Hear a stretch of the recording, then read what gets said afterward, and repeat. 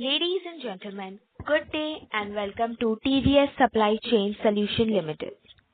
This conference call may contain forward-looking statements about the company which are based on beliefs, opinions and expectations of the company as on date of this call. The statements are not guarantee of future performance and involve risks and uncertainties that are difficult to predict.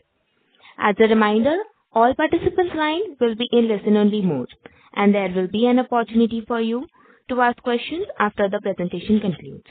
Should you need assistance during this conference call, please signal an operator by pressing star, then 0 on your touchtone phone.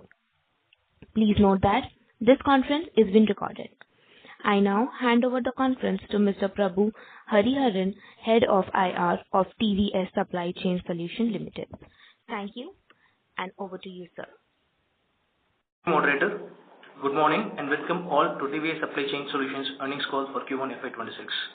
I hope everyone had a chance to look at the financial results which were posted on the company's website and also on the stock exchange. We have with us today Mr. Ravi Vishwanathan, our Managing Director, and Mr. R. Vaidyanathan, our Global CFO. We commence the call now with opening remarks from our management along with the business performance update. It will be followed by an open forum for Q&A. Before we begin, a customary remark. I would like to point out that some of the statements made during this call may be forward-looking in nature and must be reviewed in conjunction with the risk that the company faces. A disclaimer to this effect has been included in the investor presentation. I request and hand it over to Ravi to make the opening remarks. Over to you, Ravi. Thank you, Prabhu. Good morning to all of you. Firstly, let me welcome all of you once again to our earnings call to discuss the performance for the first quarter ended June 30th, 2025. Let me start with the key highlights for Q1. We delivered year-on-year growth in revenue and profitability driven by disciplined execution, continued cost focus and benefits from our strategic investments. A major highlight was the substantial swing to profitability both year-on-year and sequential in our integrated final mile business in the UK and Europe. This performance underscores the effectiveness of our turnaround plan and the structural changes that we have implemented over the last year. Our balance sheet remains healthy and we are well positioned to capture opportunities in our priority markets. As you may recall, in our last earnings call, we have spoken about a series of strategic actions, including leadership restructuring, headcount rationalization, and right-shoring with a sharp focus on lowering operational expenditures across our entities. I am glad to say that all of these actions are well underway across all the regions. Let me start by explaining the structural transformation we have initiated in our UK and Europe business. Effective April 2025, we have combined our integrated supply chain solutions and integrated final mile businesses in the UK and Europe under a single leadership. The integration of ISCS and IFM reflects a fundamental shift in how we want to deliver value, aligning our services with how our customers consume our services. By bringing these businesses together, we are creating an integrated platform by combining warehousing, distribution, and final mile that enables more seamless engagement and stronger cross-sell opportunities. The unified leadership and operating structure will enable us to present one face to the customer, unlock synergies and efficiency in service delivery, and drive sharper commercial focus while meeting these integrated solution needs from our customers. The integrated business in Europe is now led by John Croydon. John brings over 30 years of experience in operations and logistics. He began his journey with TVS as a managing director within the IFM business in the UK and Europe and subsequently elevated to the CEO of IFM in 2023, and he has been successfully leading the turnaround of that business.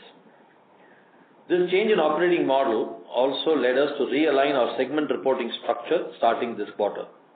We have made two changes in our segment reporting. One, ISCS now includes integrated final mile services, while GFS, reflecting freight forwarding business, will be a standalone segment. This segmentation reflects the way we manage and serve our customers going forward. we have undertaken a reclassification of warehousing contract services. Certain warehousing contracts in Singapore and Thailand, which were previously grouped under GFS, have now been merged with ISCS. Out of this structural integration emerged our formal restructuring and transformation program for the UK and Europe business, which we call as Project One. Project One is designed to integrate the two businesses across every layer from leadership to operations, commercial processes, and support functions. It also involves consolidating warehouse infrastructure, streamlining our brand architecture,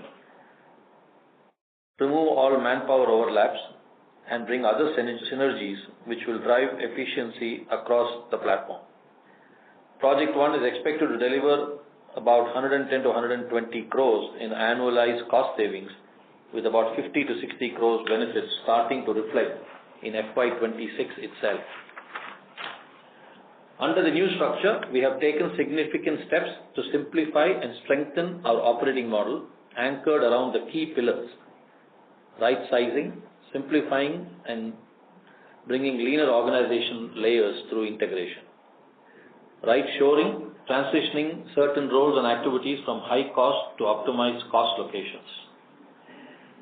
Management restructuring, which is streamlining leadership to support the unified operating model. Warehouse consolidation, rationalizing and consolidating warehousing infrastructure to drive scale and efficiency. Brand realignment, harmonizing our go-to-market identity under one unified brand to reflect all of our integrated offerings. And finally, a consolidated business development team focused on unlocking cross-selling opportunities. All of this is currently underway in UK and Europe. As a consequence of Project One, we have recognized certain one-time restructuring costs in this quarter, and we had already mentioned this in our Q4 earnings call. Vaidi will elaborate more on this shortly. Another important milestone for the quarter is that we have realized value from our early stage strategic investment in TVS Industrial and Logistics Park. While our core model is asset light, we made a strategic investment in TVS ILP several years ago, a business that acquires and develops warehouse infrastructure. In Q1, TVS ILP transferred approximately 11 million square feet of developed assets into an InvIT platform backed by marquee global and domestic investors. This transaction has delivered significant value. We recorded 177 crores as our share of profit in this quarter. Let me now briefly touch upon our financial performance for the quarter. We reported a consolidated revenue of 2,592 crores, reflecting a growth of 3.7% sequentially and 2.1% year-on-year.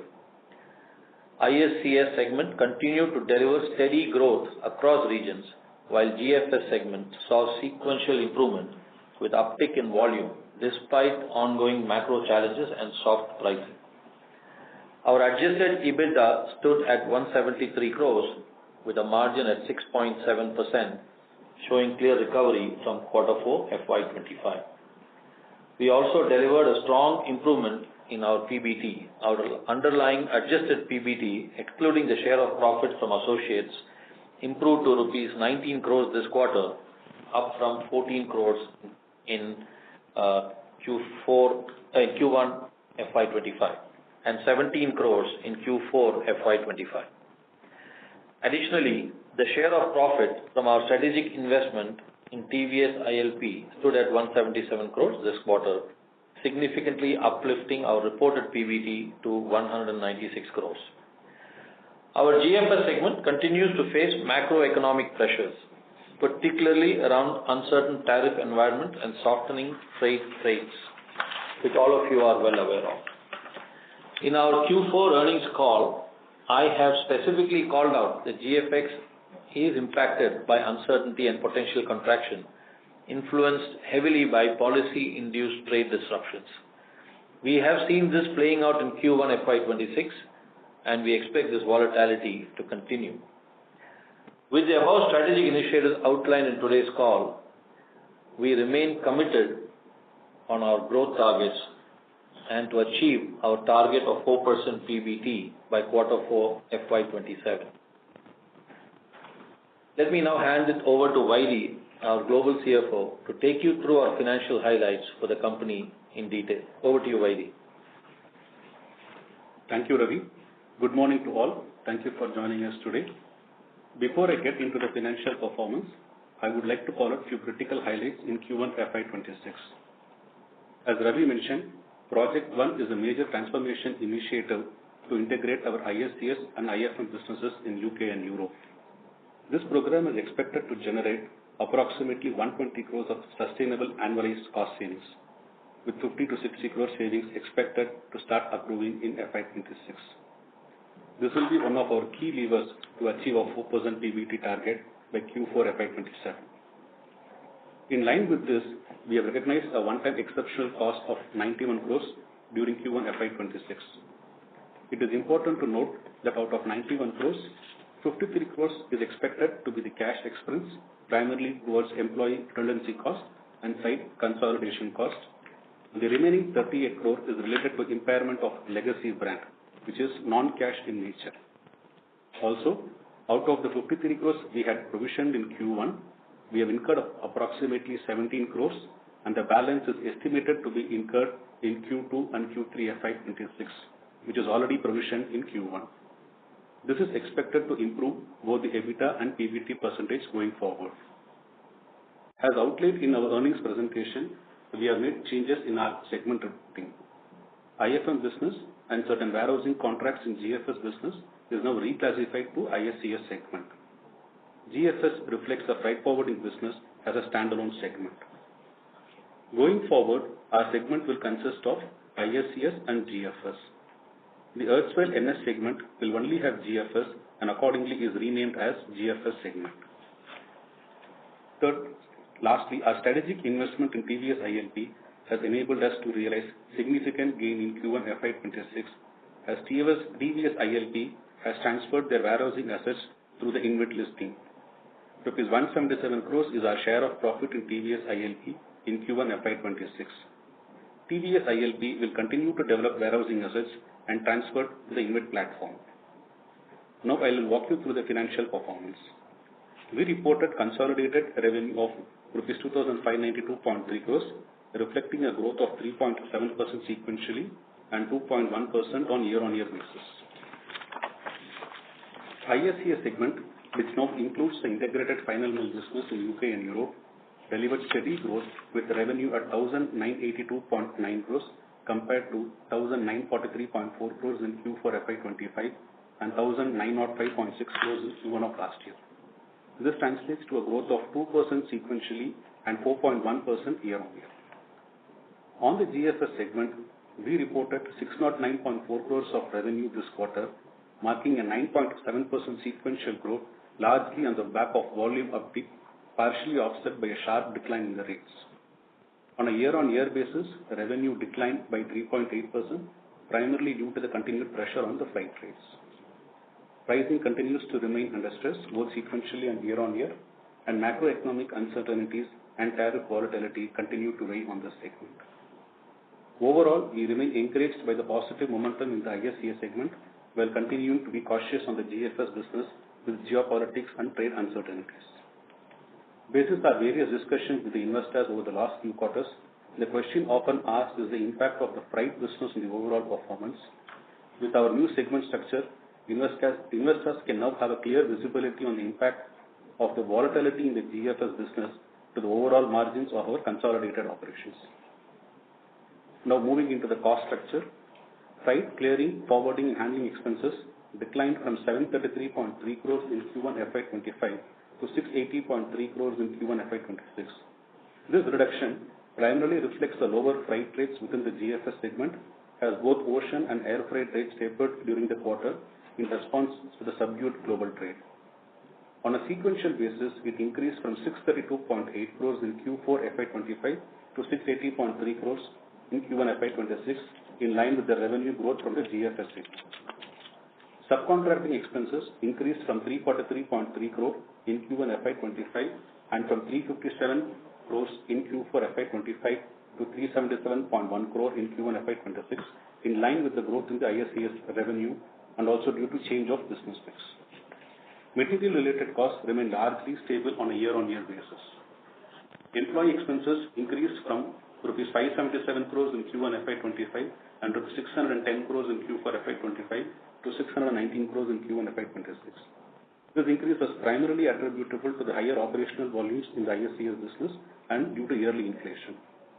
In terms of profitability, our adjusted EBITDA for the quarter stood at 173.3 crores, translating to a margin of 6.7%. This compares to 185.3 crores at 7.3% in the same quarter last year, while the decline was largely attributable to the GFS segment, which saw a year-on-year compression in the margin due to rate decline and pricing pressure. On a sequential basis, we saw a clear improvement. EBITDA improved from 161 crores at 6.5% in Q4 FY25, driven by margin recovery in both the segments. Specifically, within IFS, ISCS and IFM operations delivered a step up in profitability, as we had communicated last quarter that IFM would see gradual increase in margin going forward.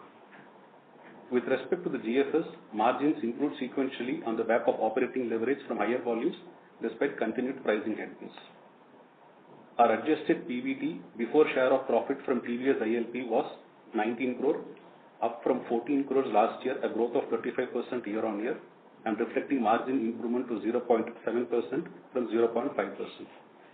On a sequential basis, a growth of 12%. This is 17 crores in Q4 FY25. Our reported PBT before exceptional items for the quarter is rupees 195 crores, including share of profit of 177 crores from TVS ILP. Our reported PAT for the quarter was rupees 71.2 crores as compared to a loss of 3.9 crores in Q4 FY25 and a profit of 7.5 crores in Q1 FY25. Before I conclude, I would like to call out slide 28 of our Q1 FY26 earnings presentation, where we had explained our approach to improve the PBT percentage to 4% by Q4 FY27. Three core levers driving the PBT growth are the IFM turnaround, which should improve our PBT margin by 0.4%, primarily on account of the actions we had taken to turn around that business that include significant pricing corrections in the market. Second, savings with the Project One, which should deliver approximately 1.2% of the PBT. As I explained earlier, the annualized savings from Project One is estimated to be approximately 110 to 120 crores due to combination of factors such as unified leadership structure, site consolidation, right sizing and right shoring in the UK and Europe businesses. And lastly, improvement in the operating leverage is expected to deliver additional 1.9% PBT improvement. While we grow the revenue and gross margin, our overhead growth will grow at a much lower rates, resulting in higher operating leverage. Our diversified portfolio, leaner cost base, and the actions we have taken and the other initiatives that are currently underway gives us high confidence in reaching this goal. With this, I will hand it back to Ravi. Thank you, Vaidi, for the detailed analysis. Let me now touch upon our business development efforts and key customer engagements which continue to support our revenue momentum. In Q1 FY26, we secured new business wins of Rs 124 crores, representing around 5% of Q1 FY25 revenue. The contribution from these wins have been relatively muted this quarter, primarily due to lower than anticipated volumes from some of the new contracts, as well as delays in revenue start dates for a few key engagements. We expect both volume ramp-up and revenue recognition to improve in the upcoming quarters.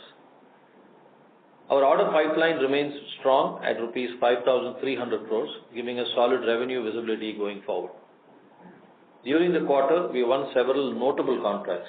On the ISCS side, we secured mandates from one of the large global agri-equipment companies based in the USA, the largest diversified omni-channel retailer in India, a leading global tech and entertainment company from India, a premium electric vehicle manufacturer from Asia, a European telecom infrastructure services provider, a global footwear brand with manufacturing and retail presence in India, a German engineering and technology conglomerate in Asia, an Indian IT service and consulting firm with operations in the UK, a leading personal computing and printing solutions provider in the UK, and a global IT services company with a strong presence in the UK. On the GFS side, we added a global commercial vehicle manufacturer, a global leader in battery technology, an Asian multinational food and beverage company, a global health supplement and cosmetics firm, and an international retail refrigeration equipment vendor. These wins reflect the trust leading global and domestic brands place in our capabilities and position us well for continued growth in the coming quarters. In summary, our year-on-year performance with improving profitability highlights a steady momentum in our business. We are consistently winning key deals and tapping into emerging opportunities across sectors and geographies. With the new structure, we are well positioned to participate and convert more opportunities in the future, and we remain confident about sustaining the growth trajectory and creating long-term value for all our stakeholders, with a clear roadmap to achieve 4% PBT by Q4 FY27. With this, we'll open the floor for questions. Thank you very much. We will now begin the question and answer session. Anyone who wishes to ask a question may press star and one on their touchtone telephone. If you wish to remove yourself from the question queue, you may press star and two. Participants are requested to use handsets while asking a question. Ladies and gentlemen, we will wait for a moment while the question queue assembles. The first question is from the line of Sukrit Patel from Eyesight Fintrade Private Limited. Please go ahead. Morning to the TVS team and good morning, Mr. Vishwanathan. This is Sukrit Patel here. I have a bit of a telescopic question. As TVS Supply expands its integrated network solutions, how are you thinking about deploying AI across the demand forecasting, warehouse automation, and freight routing? And do you think it can drive the margin improvement? And do you see this helping TVS build a scalable, tech-driven edge in global supply chain solutions over the next 2 to 3 years? Thank you, sir. That was my question. Thank you, Sukrit. This is Ravi here, and great question. I had mentioned in my earlier calls, I think sometime the last fiscal year, that we have started pilot programs in AI. We actually have, scaled the deployment of AI in select engagements in UK, US, and India, where we use a fair amount of visual computing and bringing in orders of efficiency. I think the question that you have asked specifically around demand forecasting, these are models that we already have in our software tools, and we are building AI into it. But let me just say that where there is great opportunity to bring AI is in our operations. Agentic AI is something which we will talk about over the next few quarters. We believe that there is great scope for us to improve process efficiency and bring down the ability or increase our ability to drive more volumes with less using agentic AI. So we have multiple AI engagements which are in various stages of both as an initiative and in deployment. AI for our automation and agentic AI for our process automation, and significant amount of AI that we are deploying. We have our own tool set called Sidekick, which is like a ChatGPT kind of a tool which helps us drive internal efficiency, especially in tapping into the various knowledge nuggets that we have within the enterprise. So multiple initiatives, we will update you as we go forward in our journey. But thank you, Sukrit. I hope I've answered your question. Yes. Thank you very much, and pretty much answers my query. And the next few quarters would be very interesting to watch for TVS. Thank you very much. Thank you. Thank you. Before we take the next question, we would like to remind participants you may press star and one to ask a question. The next question is from the line of Ishant Lavani from Ashika Institution Equity. Please go ahead. Hi, thanks for taking my question. So, with the recent segmental restructuring, where ISCS now includes the IFM business, what are your revised short-term and long-term revenue and EBITDA targets for each segment? Okay. Thanks, Ishant.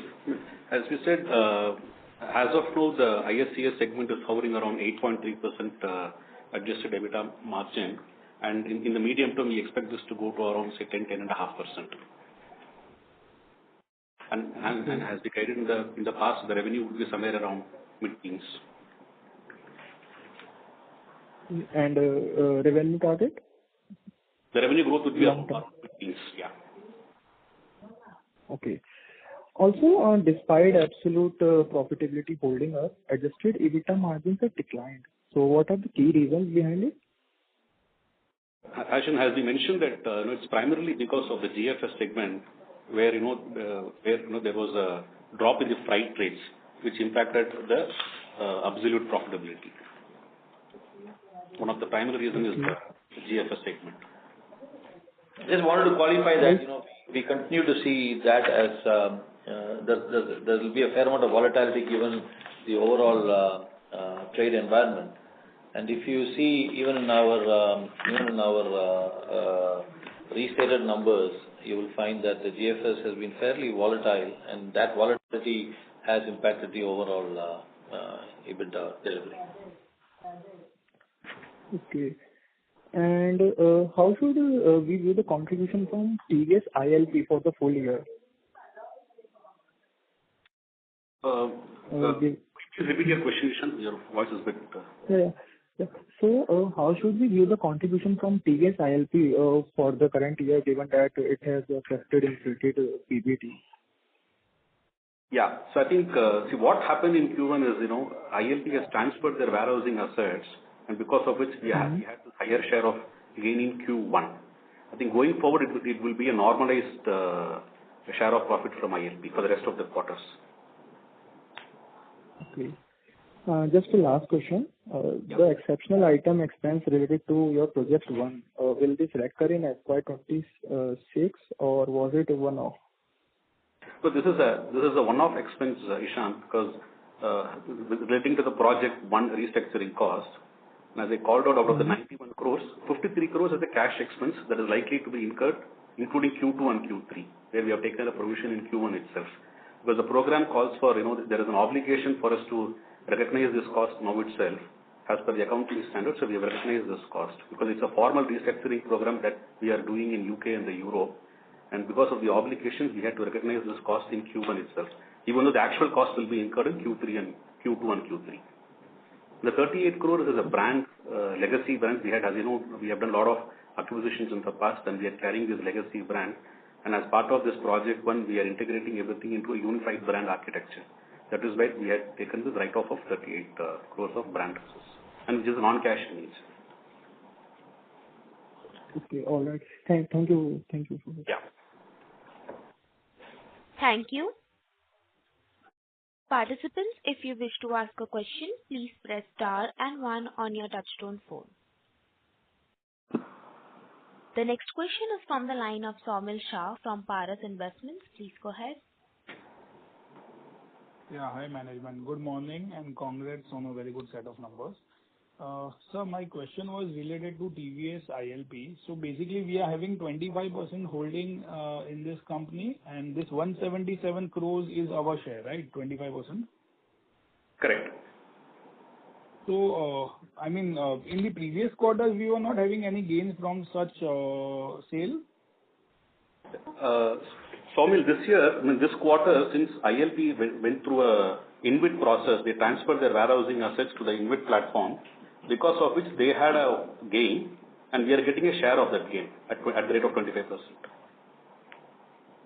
Okay. So, going forward, how can we look at this particular segment? Every quarter we will have some or the other gains, or, it would be like a once in a year kind of a realization?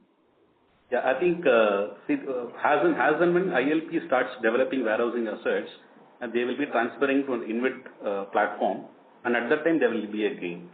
Because what has happened in Q1 is that they have transferred almost 11 million worth of warehousing assets to the InvIT platform, through which we have recognized this gain in Q1. As they keep developing more warehousing assets and transferring it to the trust, there will be depending upon the market conditions, there will be a gain. Okay. So basically, what is the size of the development? So 11 million has generated 177 crores. So what is the total size what they are developing right now?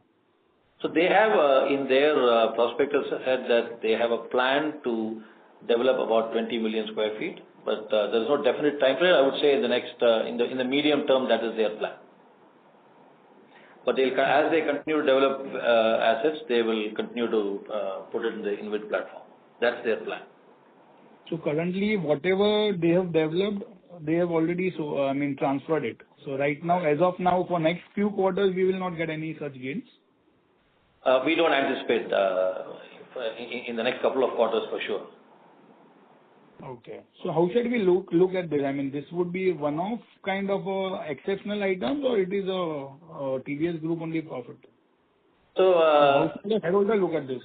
Understood. The way you have to look at it is that the plan of TVS ILP is around 20 million square feet, of which they have InvIT about 11 million. So there is a balance of 9 million in the medium term, and that's the way to look at it, and not from a quarterly perspective. Okay. Because sir, as a shareholder, I mean, it's been a long wait. More than 2 years, our stock has not performed. In fact, it's even below our IPO price. So please don't get me wrong. There is no question on management's integrity, but for last 2 years, the shareholders have suffered. So can you please give some comfort to the shareholder community that what's our growth outlook for next few quarters? I mean, what we are guiding 4% PBT and mid-teens kind of a revenue growth. So are we on track to achieve it? So, Samuel, firstly, let me thank all the investors for their trust and patience. Yes, I completely appreciate and acknowledge it. Having said that, I think, like Vaidhi outlined, there is a clear plan for us to get to 4% PBT, and that should unlock significant value, and that's our belief, and the management is absolutely focused in doing that. All of the actions that we have taken, especially in bringing the structures together and leaning the organization and taking significant cost out of the organization, is all focused on this one concept of profitable growth. So just want to reassure you, if you look at the pipeline, it's probably a very healthy pipeline. We continue to grow our pipeline.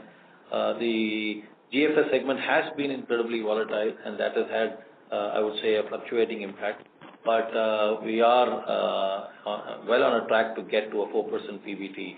So just want to reassure all of the investors on that. And along with the revenue growth guidance of mid-teens? That's correct. The key for us is to continue to convert the 5,350 crores and keep building the pipeline. And if you see the trend, we have been increasing our pipeline on a quarterly basis, and our revenue growth has been consistently up. So I think all the leading indicators are showing positive signs. That's the way I will guide Saumil. Okay. So we really hope that this quarter to be a turnaround quarter and we start delivering to our promises. That's it from my side. Thank you and all the best. Thank you so much. Thank you. A reminder to participants, if you wish to ask a question, you may press star and 1. The next question is from the line of Kunal Sabnis from Nine Rivers Capital. Please go ahead. Hey, hi. Thanks a lot for the opportunity. Just confirming the Project One impact, what you mentioned was that in quarter one, 17 crores hit you have taken on the back of that, and the total impact will be 53 crores for the full year, the cash impact, right? But you also said that some 50 to 60 crores of savings will be there in fiscal 26. So which means that the Project One is neutral for this year, and then you have a cost savings of 120 crores next year?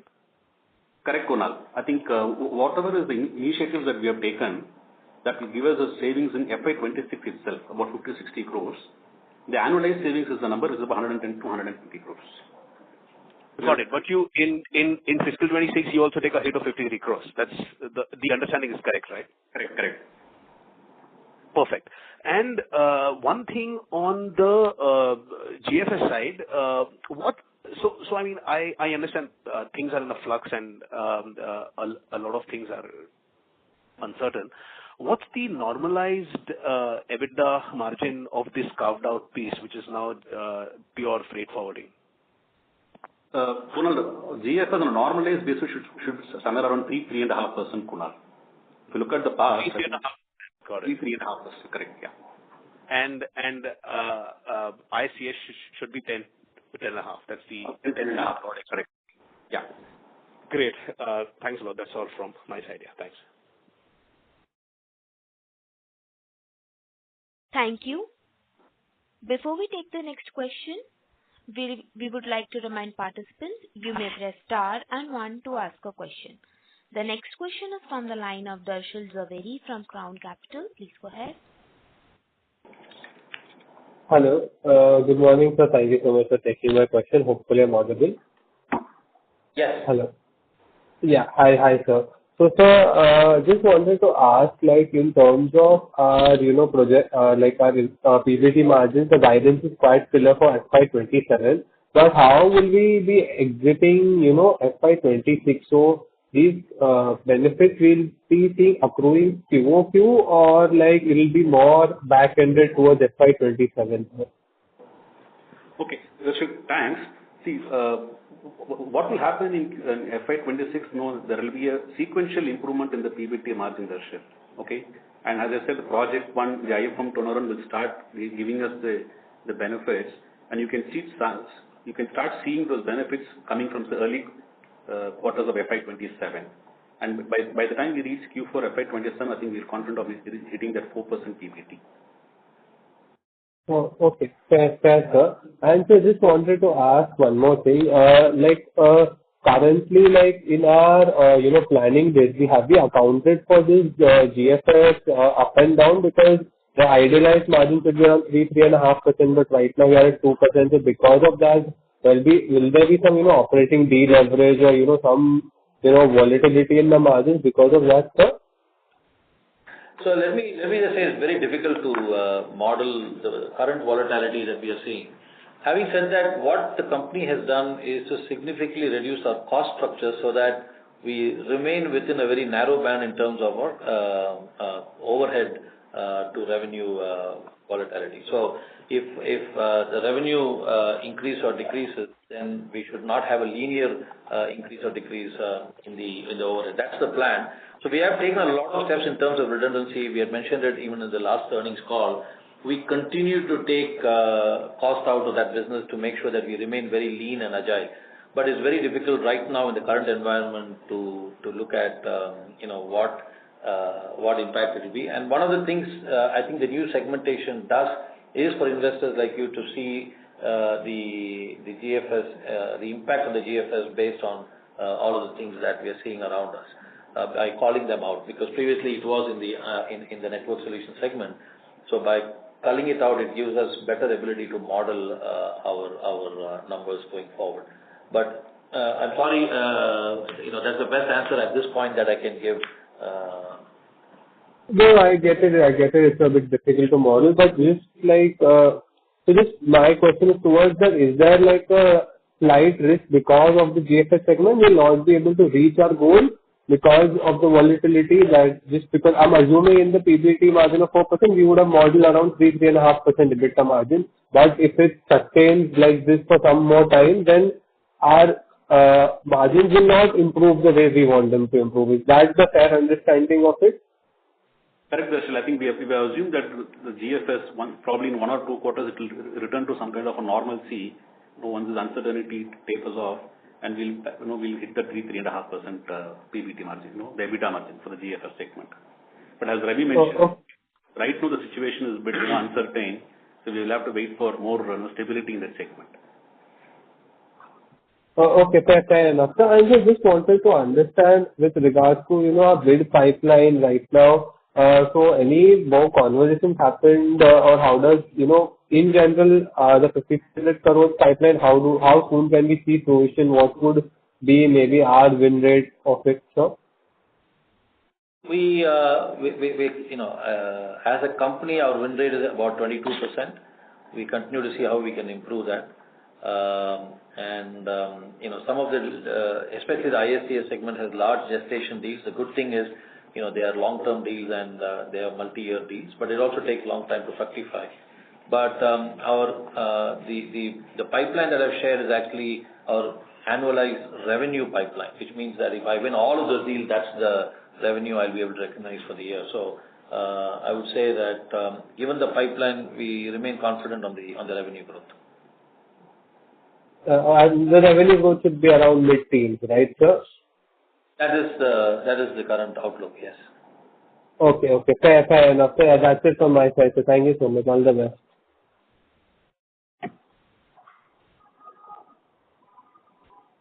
Hello. Yeah, that's all from my side. Thank you. Thank you. Thank you, Darshit. A reminder to participants, if you wish to ask a question, you may press star and 1. The next question is from the line of Kamil Shah from Paras Investments. Please go ahead. Yeah, hi. Thanks for allowing me a follow-up. So in our presentation, I think we mentioned that the best, industry class, other companies, they are having a PBT of 8 to 11%, whereas we are targeting for 4% by Q4 FY27. So, what would be our long-term guidance for this beyond Q4 FY27? Yeah, clearly, I think we have articulated that, we want to get to that benchmark, but our first step is to get to 4% PBT by Q4 FY27, and then we see how we can deploy additional levers. And there are quite a few opportunities, like the first caller had mentioned. The agentic AI and the AI pilots that we are doing are aimed towards, changing that trajectory, and we expect those to get deployed, sometime in the later part of the next fiscal.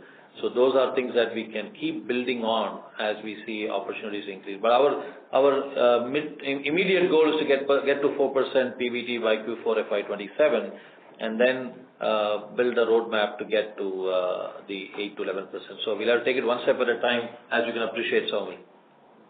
Okay. And so any debt reduction plans for this year? So, as of now, I think we are comfortable with the debt, and most of the debt is only for working capital. So, we are comfortable with the debt position. Okay. That's it from my side. Thank you. Thank you.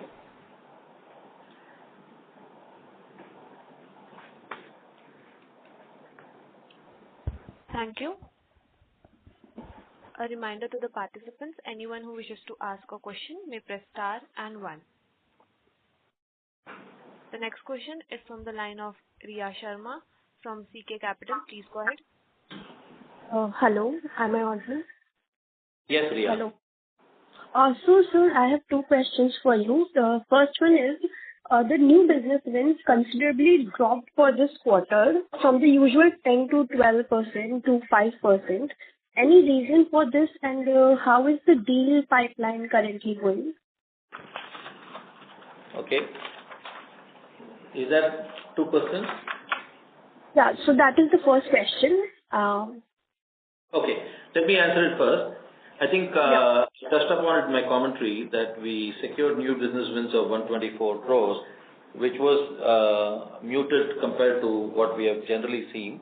Predominantly, it came on 2 counts. One is volume reduction, lower than anticipated volumes in some of our existing deals, but also a couple of large deals that we assigned had I would say, the delays in revenue start dates for those engagements. So, from a pipeline perspective, we remain very healthy, 5,300 crores of active pipeline, and it continues to grow. The number of opportunities that are in different stages in our pipeline gives us tremendous confidence that we will stay on our growth plan. So, lead indicators are good. Yes, I did mention in my summary that the revenue growth, which normally is about 9 to 10%, was only around 5% this quarter, which is on account of lower than anticipated volumes. I guess it's a reflection of the overall trade environment, and also some engagements we started a bit later than the plan to. Okay, sir, got this. And the second question is that the overall India business of ISCS and GFS this quarter has been on a slowdown since past few quarters now. Can you throw some light on the same? 2 things. I think if you see the Q1 numbers from India Inc. itself has been muted. So in a way, I would say that from a supply chain side that we reflect that. But again, like I said, the lead indicators are good. Number of opportunities that we are chasing are still on the up. So we remain confident. But in many ways, it's a reflection of the overall performance here of India in Q1. Thank you, sir. This is from my side. Thank you, Riya. Thank you. Ladies and gentlemen, that was the last question for today. As there are no further questions, I would like to hand over the conference to management for closing comments. Before we wrap up, let me first thank you for your questions, your interest, and we remain very committed to our overall trajectory of growth that we have spoken about. Let me reiterate the key takeaways from this quarter. Q1 has been a strong start of the year, driven by disciplined execution. The project one we have initiated in the UK and Europe, combining ISCS and IFM under one leadership, optimizing our footprint and realigning our brands, is already setting the foundation for a leaner and more customer-focused organization. Project one will also be one of the key levers in delivering our 4% PBD target by Q4 FY27, alongside the sustained turnaround of IFM and operational leverage that we can get across our other regions. We remain watchful of the macroeconomic and geopolitical certainties, but our diversified portfolio, disciplined cost management, and healthy balance sheet positions us well to navigate volatility and capture growth opportunities. We are confident that the actions we are taking today will deliver sustainable value creation for our shareholders in the quarters ahead. Once again, thank you all for your time, your questions, and your continued interest in the journey. Thank you. On behalf of TVS Supply Chain Solution Limited, concludes this conference. Thank you for joining us, and you may now disconnect your line. If you found this video helpful, please like, share, and subscribe to Concall India for latest upcoming Concall.